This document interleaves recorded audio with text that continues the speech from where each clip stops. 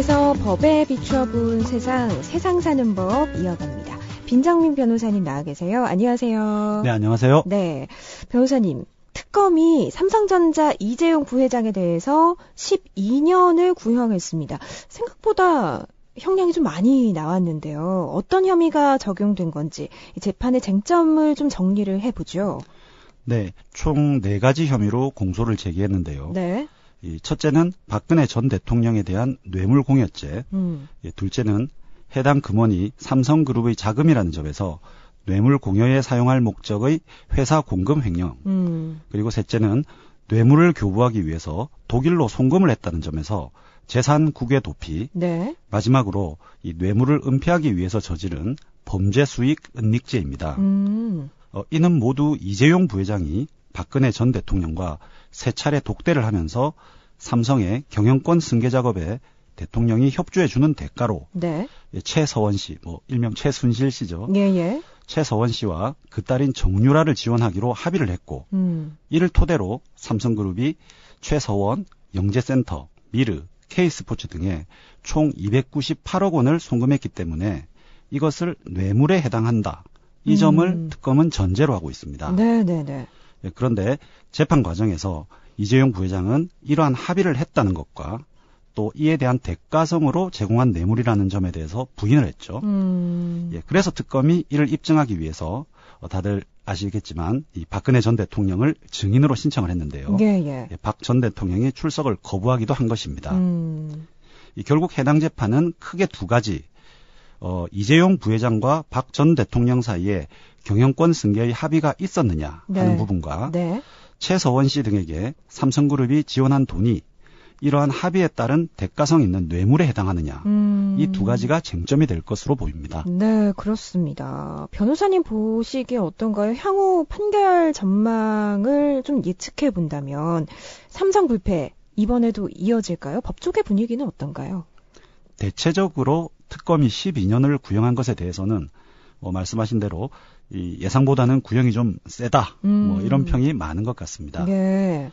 지금까지 검찰이 재벌 총수를 상대로 한 구형 중에 가장 중하게 구형을 한 것이 과거 대우그룹 김우중 회장에 대해서 15년을 구형한 것이거든요. 네.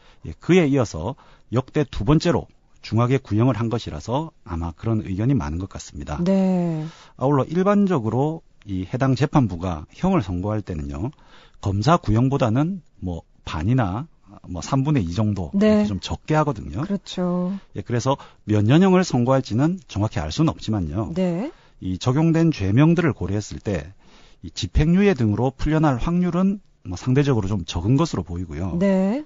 아마 어느 정도의 실형은 불가피하지 않을까 하는 것이 이제 일반적인 의견으로 보입니다. 네, 앞으로 어떤 선고가 나올지 지켜봐야겠습니다. 다음 판결을 살펴보죠. 지난 8일이었습니다. 일제강점기 때 일본으로 끌려가서 강제노역을 당한 할머니들에게 일본 미쓰비시 중공업이 손해배상을 해야 한다. 이런 법원 판결이 또 나왔습니다. 어떤 내용인가요? 네, 광주지방법원 민사 1단독은 지난 8일 이 83세의 김용옥 할머니와 또 고 최정래 할머니의 조카 며느리가 일본 미쓰비시 중공업을 상대로 낸 손해배상 청구 소송에서 이 김용옥 할머니에게는 1억 2천만 원, 그리고 고 최정래 할머니의 조카 며느리에게는 325만 6천 원을 지급하라고 판결을 내렸습니다. 네네. 다들 아시겠지만 일본은 이 1937년 중일 전쟁을 일으켰고요. 그리고 1941년 태평양 전쟁을 일으키면서 당시 식민지였던 우리나라에 이 군수 물자와 노동력을 징발을 했고요. 이 전쟁 막바지에는 여성들까지 강제 동원을 해서 일을 시켰습니다. 네. 이 판결문에 따르면 이 해당 할머니들은 각각 초중등 나이던 1944년에 돈도 벌게 해주고 공부도 시켜주겠다는 말에 속아서 일본 나고야에 있는 미쓰비시 중공업 항공기 제작소에 끌려가 월급 한 푼도 못 받고 강제 노역을 당했고요. 네. 이 중 최정래 할머니는 15세의 나이로 사망하기까지 했습니다. 네. 이에 각 1억 2천만 원의 위자료를 인정한 것입니다. 이 고 최정래 할머니도 사실 1억 2천만 원의 위자료이긴 한데요. 예. 이 청구한 사람이 이 조카 며느리라서 이 법적 상속분에 근거해서 이 액수가 325만 6천 원이 된 것이고요. 아, 그렇군요. 근데 또 미쓰비시 측에서는요, 1965년 한일 청구권 협정으로 모든 보상 문제가 해결됐다, 이런 입장이더라고요. 예, 그렇습니다. 이는 아주 오래 전부터 일본 측이 주장해 왔고요. 예. 또 현재도 고수하고 있는 그런 내용인데요. 네. 다들 궁금해하시리라 생각이 되는데 네. 예, 한일 간의 국교를 정상화하면서 1965년에 이 협정을 맺었습니다. 네. 방금 말씀하셨던 그 협정인데요. 이 협정의 내용은 크게 두 가지입니다. 첫째는 일본이 한국에게 무상으로 3억 달러 그리고 차관 2억 달러, 총 5억 달러를 제공한다는 것이고요. 예. 이 둘째가 바로 그 문제의 조항인데요. 그대로 문헌을 옮기면 네. 양국 간, 국민 간 청구권은 완전히 최종적으로 해결된다. 이런 문구입니다. 문구가 다소 애매하죠. 네. 예, 그래서 여러 가지 해석이 나오고 있는 것입니다. 우선 한국 정부가 배상을 청구할 수 없다는 점에 대해서는 대부분 견해가 일치를 합니다. 예, 예. 근데 문제는 피해자 개인이 배상 청구를 할 수 있느냐 하는 부분이거든요. 네, 네. 일본 측에서는 앞서 말씀드린 이 문구가 개인적인 배상까지도 못하게 합의를 한 것이라고 주장을 하고 있는 것이고요. 그러나 우리 측 입장은 좀 다릅니다. 네. 가장 큰 논거는 이 개인의 배상 청구권은 국가의 협정과는 무관하게 언제든지 유효하다는 것이 국제법의 기본 원칙입니다. 이게 하나의 근거가 될 수가 있고요. 예. 이에 대해서 우리 대법원이 또 2012년에 이러한 한일 협정에도 불구하고 개인 청구권은 유효하다고 입장을 정리했고요. 이후에 방금 소개해드린 것과 같은 판결들이 나오게 된 것입니다. 아, 그렇군요. 그러면 실제 손해배상으로 이어질 수 있을까요? 그리고 우리 법원이 판결한 건데 이게 외국 기업의 구속력을 갖는 건지도 궁금하거든요. 네, 우리 법원의 확정 판결이 있으면요. 당연히 집행력은 있습니다. 다만 장소적인 제한이 있어요. 우리나라 내에 있는 외국 회사에 대해서 집행이 가능합니다.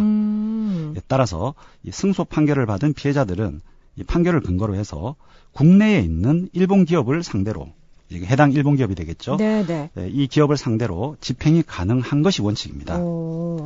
다만 이에 대해서 일본 정부는 만약 그런 일이 실제로 일어날 경우에는 이 국제사법재판소에 우리나라를 제소하겠다는 입장을 밝히고 있어서 이것이 국제적인 법적 다툼으로 확장될 가능성은 있습니다. 그렇군요. 일본 얘기가 나와서 말인데 내일이 광복절이거든요. 근데 우리 법률 체계, 법조 문화 일본 영향을 좀 많이 받았잖아요. 그래서 일제 잔재를 청산하자 꾸준히 문제 제기가 있었고 문제의식도 있었는데 여전히 좀 아쉽다 하는 평가가 많습니다. 대표적인 것이 어려운 한자로 된 법률 용어, 또 일본식 한자 표현, 쉬운 말로 좀 고쳐 쓰자 한글화 작업도 추진이 된 바가 있는데 현재는 어떤 상황인가요? 말씀하신 대로 그런 지적은 꾸준히 있어 왔고요. 네. 또 이를 개선하려는 노력도 조금씩 있어 왔습니다. 대표적으로 2014년 우리 법제처가 310건의 법령에서 37개의 일본식 용어를 정비 대상으로 지목하기도 했고요. 네. 2013년에는 대법원사나 법원도서관에서 이러한 내용의 맞춤법 자료집을 펴내기도 했습니다. 그리고 아울러서 이 한자와 관련해서는 얼마 전까지만 해도 법전을 보신 분들은 아시겠지만 네. 조사를 제외하고는 모두 한문으로 표기가 되었습니다. 그래서 법을 좀 공부해 보신 분들은 아시겠지만 네. 이 법 공부의 첫 관문은 항상 이 법전에 한문을 익히는 것이었습니다. 네. 그런데 이 최근 새로 제정되는 법률은 이 모두 한글로 표기가 되고 있고요. 기존의 법률에서도 개정되는 조항이나 그 내용들은 모두 한글로 또 표기가 되고 있습니다. 예. 이러한 노력을 하고 있기는 하지만 사실 개정의 속도가 늦은 것은 사실입니다. 네. 그러나 이것도 사실 나름 사정이 있는데요. 예.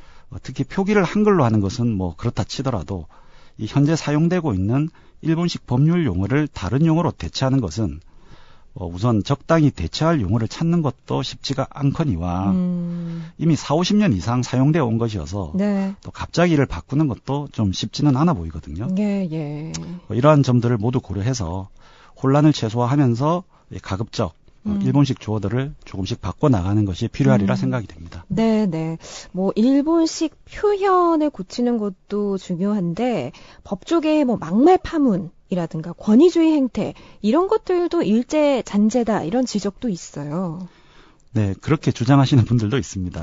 예, 이분들의 논리에 따르면요, 아무래도 일제 치하에서 권력을 쥐고 있는 것은 일본인들이었고요. 네. 우리나라 국민들은 이 권력의 주인이 아니라 통치의 대상으로 취급을 받아왔습니다.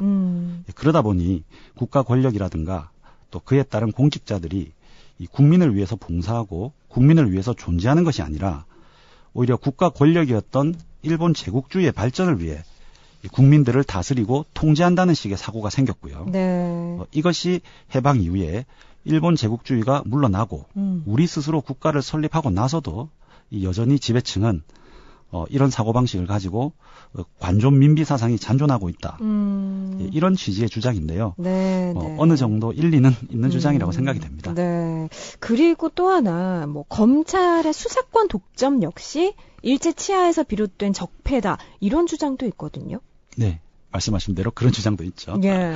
사실 우리나라와 같이 이 검찰이 전면적으로 수사권을 독점하는 제도는 우리가 아는 주요 선진국에서는 찾아보기가 힘듭니다. 그러니까요. 네, 심지어는 이런 제도를 이식한 일본도 그렇게 하고 있지 않습니다. 그런데 왜 우리나라만 이렇게 검찰이 수사권을 독점하게 되었는가? 네. 거슬러 올라가 보면요. 이게 일제시대부터 시작이 된 것입니다. 일제시대 때 조선 총독을 정점으로 해서 이 소수의 검사, 대부분 일본인인 이 검사들에게 권력을 집중시켜서 우리나라의 식민 지배를 용이하게 하였다고 하거든요. 네, 네. 또 이러한 연역을 또 떠나서 네. 사실 현행 제도가 꼭 그렇게 나쁜 것만은 아니고요. 또 장단이 있긴 합니다만은 네. 아무래도 이러한 제도가 일제 식민지 하에서 시작되었고 비교법적으로 보았을 때 다른 선진국들과는 조금 다른 모습인 것은 좀 확실한 점인 것 같습니다. 네. 일본 이야기 좀 길었네요. 끝으로 한 가지 판결만 더 살펴보죠. 이번 주 기아자동차 통상임금 소송 1심 판결이 예정돼 있는데 판결 결과에 따라서 후폭풍이 거셀 것으로 보입니다. 쟁점을 한번 짚어볼까요? 네. 우선 통상임금이라는 것이 무엇인지부터 좀 소개를 잠시 드려야 될 것 같은데요. 네네. 일반적으로 직장 생활을 하시는 분들은 잘 아시겠지만 우리가 소위 월급을 받을 때 기본급 얼마, 상여금 얼마, 수당 얼마 하는 어떤 다양한 명목으로 월급을 수령하지 않습니까? 그렇죠. 네, 그런데 이런 것들 중에 특별한 사유가 있을 경우에만 받는 돈이 있고요. 네. 또 명목 여하를 불문하고 사실상 모든 근로자에게 정기적으로 지급되는 금원들도 있죠. 쉽게 설명드리면 여기서 제가 후자로 말씀드린 것이 네. 바로 통상임금이라고 합니다. 네. 그런데 이 통상임금을 어떻게 보느냐가 중요한 이유가요. 네네. 이 통상임금이 휴일 근무수당이나 야간 근무수당이라든가 이런 각종 수당을 계산하는 기준이 되거든요. 네. 지금까지 대기업들, 특히 야근이나 휴일 근무가 많은 대규모 자동차 공장과 같은 곳에서는 지금까지 소위 기본급만을 통상임금으로 봐서 이를 기준으로 휴일 근무수당 등을 산정해서 근로자들에게 지급해왔습니다. 네네. 그런데 수년 전에 대법원에서 기본급 이외에도 정기적으로 지급된 상여금, 일명 정기상여금도 통상임금에 포함된다고 판시를 했습니다. 자, 그러면 어떻게 될까요? 지금까지 기본급만을 기준으로 산정해서 지급했던 각종 수당들에 더해서 그렇죠. 상여금까지 포함한 금액을 기준으로 수당을 산정해서 지급을 해야 되겠죠. 네네네. 임금 채권의 시효는 3년입니다. 그래서 판결 기준으로 과거 3년치의 수당 차액을 모두 지급을 해야 되고요. 연구 결과에 따르면 말씀하신 기아자동차의 경우는 그 액수가 몇 천억에서 크게는 3조 가량도 될 수 있다고 합니다. 그렇군요. 그래서 이 판결 결과에 따라서 후폭풍이 아주 거셀 것으로 네, 보이는데 그렇죠. 어떠세요? 결과를 한번 예상을 해본다면. 사실 워낙 사안이 중대하고요. 네. 복잡한 문제라서 제가 함부로 결과를 예상하기는 어렵습니다만은 네. 앞서 말씀드린 바와 같이 우리 대법원의 입장에 따르면 이 정기상여금은 이 소위 이 정기성, 네. 일률성, 고정성이라는 이 통상임금의 요건을 충족하기 때문에 특별한 사정이 없는 한 통상임금에 정기상여금이 포함될 확률이 높을 것으로 생각이 됩니다. 네.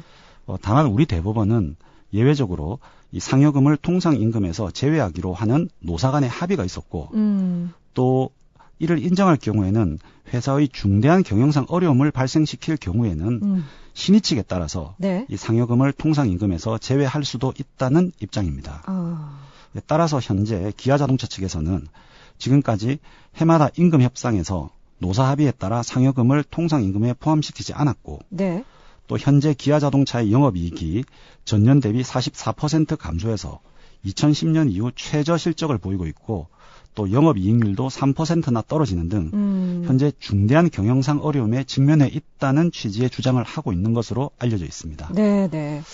재판부에서 이러한 기아자동차의 사정을 고려해서 네. 신의칙을 적용할 것인지 여부가 관건이 될 것이라 생각이 되고요. 예. 아니면 상여금을 통상임금으로 인정은 하되 네. 현재 노조가 3년치를 주장하고 있거든요. 네, 네, 네.